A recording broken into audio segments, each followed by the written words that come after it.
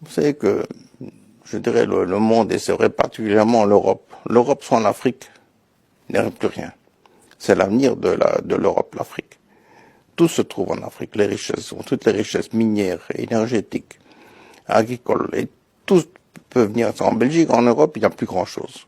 On fait croire qu'on va aider les pays pauvres alors que c'est par eux que la richesse existe. Comprenez bien que si demain on arrête définitivement d'exploiter ces pays et les habitants, ils s'en sortiraient bien mieux, c'est évident. Mais qui sommes-nous, nous les Occidentaux, pour ravager des territoires entiers, au mépris des exigences écologiques, sanitaires et humaines? Qui sommes-nous pour exploiter en toute impunité des pays entiers, sans nous acquitter évidemment de l'impôt local, et en nous enrichissant impunément des richesses des autres? Comprenez alors combien cette attitude génère de la colère chez ceux qui sont les victimes de cette exploitation sans nom. Comprenez que nous ne sommes pas les gentils petits Français exemplaires et vierges de toute agression dans ce bas monde. Comprenez alors que l'immigration en Europe est le résultat de la violence d'un système qui n'hésite pas à plonger les peuples dans la misère, si c'est pour développer ses profits. Arrêtez de saigner l'Afrique.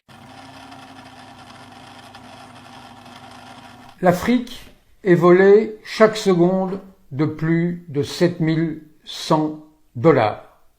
Pourquoi 7100 $? C'est le compteur de l'évasion fiscale de l'Afrique qui nous le dit. En Afrique, le compteur de l'évasion fiscale, ce sont les multinationales des pays colonisateurs qui l'alimentent. En Afrique, l'évasion fiscale, c'est 224 milliards de dollars chaque année.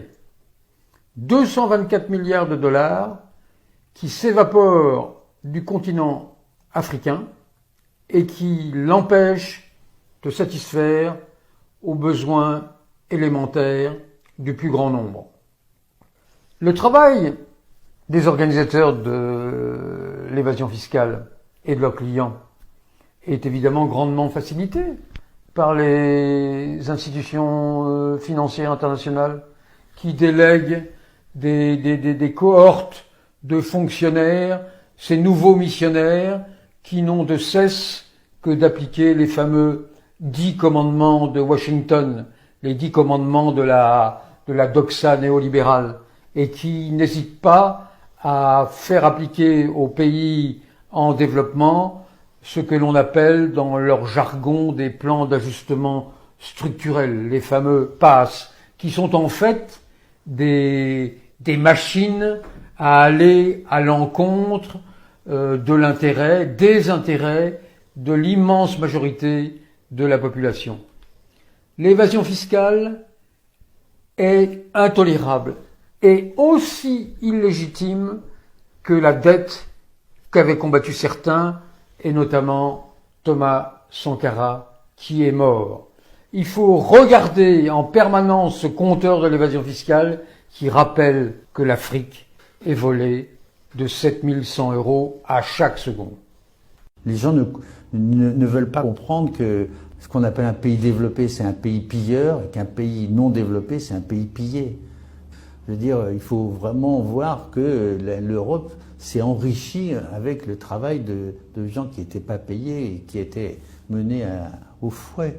Ça, c'est une dette historique, et c'est là que commence la dette écologique, puisque on pille les ressources, on prend le bois, les minerais, tout ce qui est possible, on l'extrait. Et donc ça, pour moi, la dette écologique, elle commence historiquement avec ces 3 siècles d'esclavage. Voilà, ça on peut pas passer là-dessus. C'est le fondement de notre surrichesse et de leur surpauvreté. De cette inégalité dont on vient de parler, qui est croissante. Ça, c'est vraiment la dette historique. Ce qui signifie clairement, et même très clairement, que l'Afrique doit rester à jamais dans le sous-développement ou le quasi-développement, afin d'assurer le développement de l'Occident, en fournissant presque gratuitement toutes les matières premières dont l'Occident a absolument besoin pour son développement, son progrès, sa puissance, son bonheur. Le pompage de l'Afrique par l'Occident installe ici le sous-développement et crée là-bas le développement.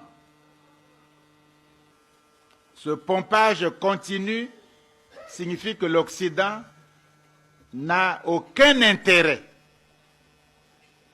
à ce que l'Afrique se libère et se développe. L'Occident n'a aucun intérêt à le faire. Donc les aides et les coopérations, c'est des cadeaux empoisonnés, puisqu'en fait, c'est pour freiner l'Afrique en réalité. Et nous ne le comprenons pas encore.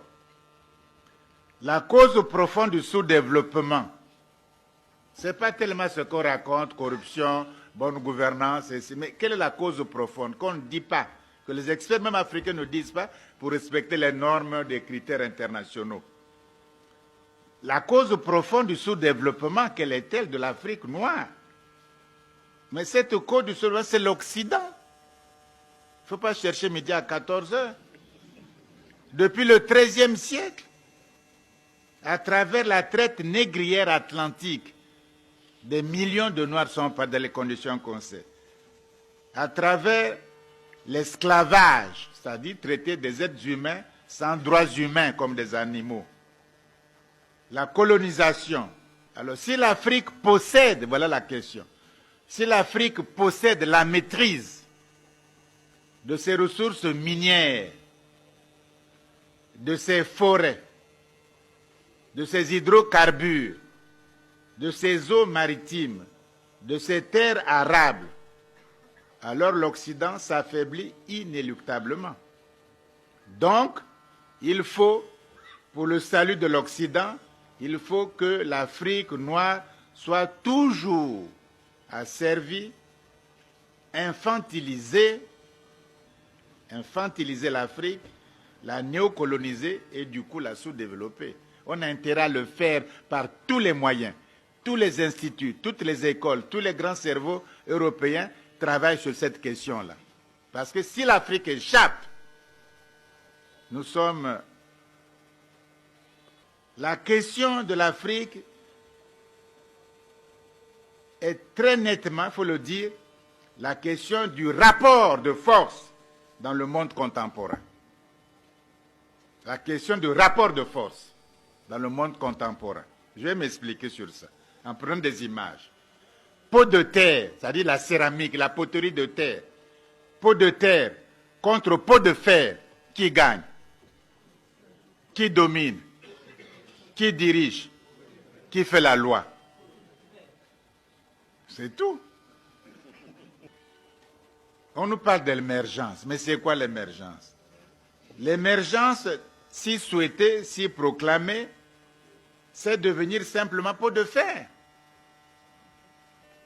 C'est tout, c'est pas autre chose.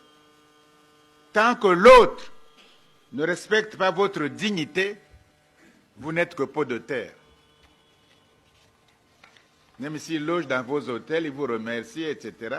Mais il vous prend pour un pot de terre. Même si vous lui ferez du champagne, le banquet, il vous prend toujours pour pot de terre. Car les faibles, ceux qui sont, je prends l'image de pot de terre, les faibles, les pauvres, les fragiles, les timides, les balkanisés, on attend quoi? Les balkanisés ne sont qu'au pot de terre.